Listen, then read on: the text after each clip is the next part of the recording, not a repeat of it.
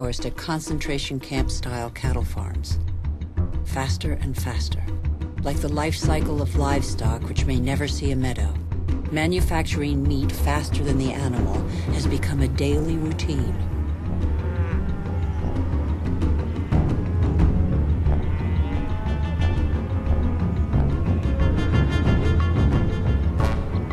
In these vast food lots trampled by millions of cattle, not a blade of grass grows. A fleet of trucks from every corner of the country brings in tons of grain, soy meal, and protein-rich granules that will become tons of meat. The result is that it takes 100 liters of water to produce 1 kilogram of potatoes, 4,000 for 1 kilo of rice, and 13,000 for 1 kilo of beef. Not to mention the oil guzzled in the production process and transport.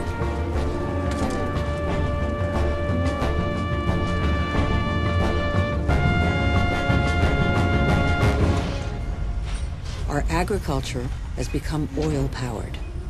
It feeds twice as many humans on Earth, but has replaced diversity with standardization.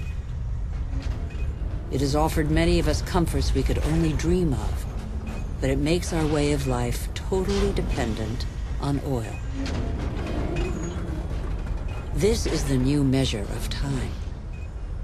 Our world's clock now beats to the rhythm of these indefatigable machines tapping into the pocket of sunlight. Their regularity reassures us. The tiniest hiccup throws us into disarray.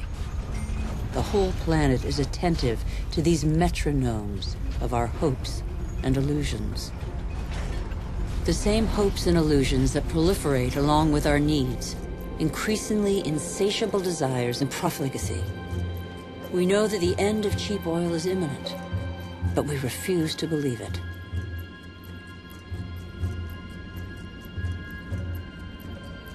For many of us, the American dream is embodied by a legendary name, Los Angeles. In this city that stretches over 100 kilometers, the number of cars is almost equal to the number of inhabitants.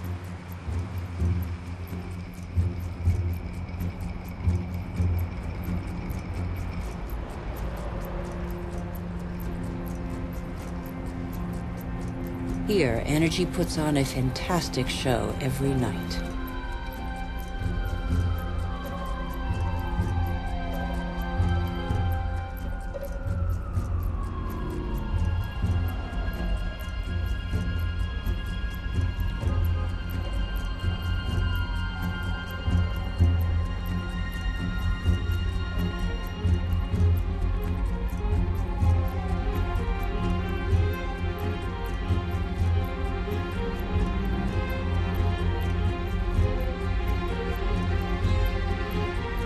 The days seem to be no more than the pale reflection of nights that turn the city into a starry sky.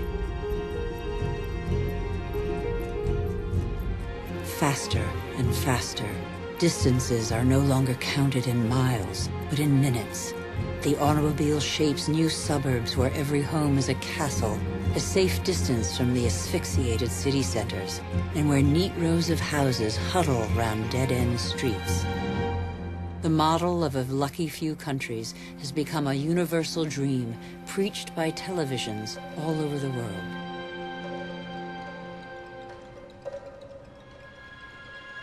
Even here in Beijing, it is cloned, copied, and reproduced in these formatted houses that have wiped pagodas off the map.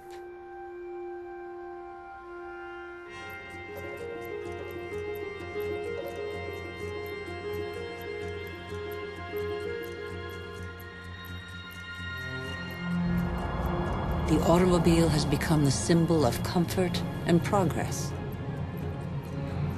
If this model were followed by every society, the planet wouldn't have 900 million vehicles as it does today, but 5 billion.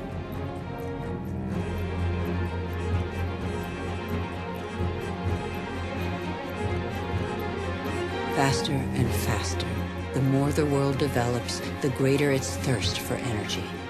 Everywhere, machines dig, bore and rip from the earth the pieces of stars buried in its depths since its creation. Minerals.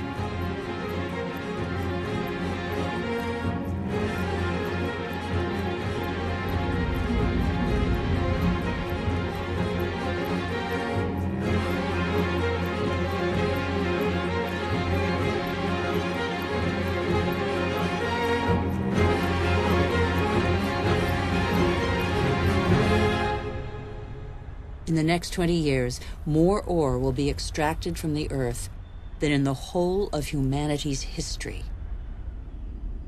As a privilege of power, 80% of this mineral wealth is consumed by 20% of the world's population.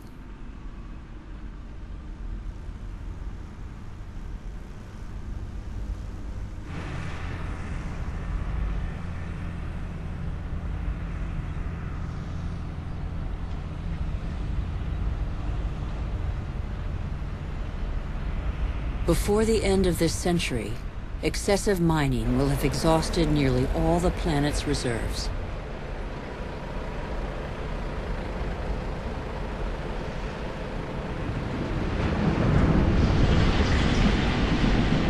Faster and faster. Shipyards churn out oil tankers, container ships, and gas tankers to cater for the demands of globalized industrial production.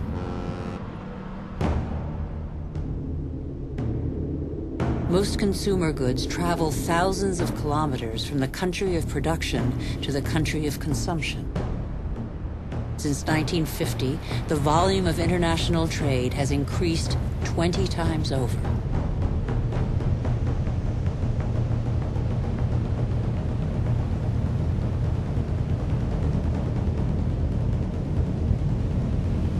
% of trade goes by sea.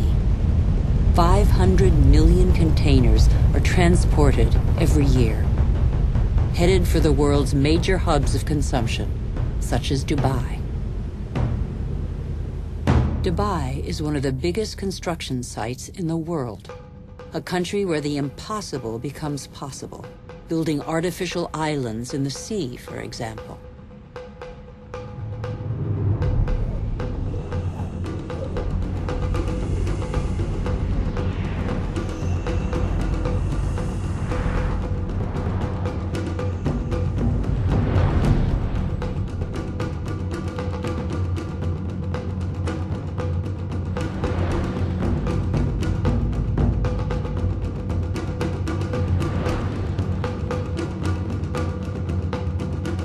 Dubai has few natural resources, but with the money from oil, it can bring millions of tons of material and people from all over the world. It can build forests of skyscrapers, each one taller than the last, or even a ski slope in the middle of the desert. Dubai has no farmland, but it can import food. Dubai has no water, but it can afford to expend immense amounts of energy to desalinate seawater and build the highest skyscrapers in the world. Dubai has endless sun, but no solar panels. It is the city of more is more, where the wildest dreams become reality. Dubai is a sort of culmination of the Western model, with its 800-meter-high totem to total modernity that never fails to amaze the world. Excessive? Perhaps. Dubai appears to have made its choice. It is like the new beacon for all the world's money.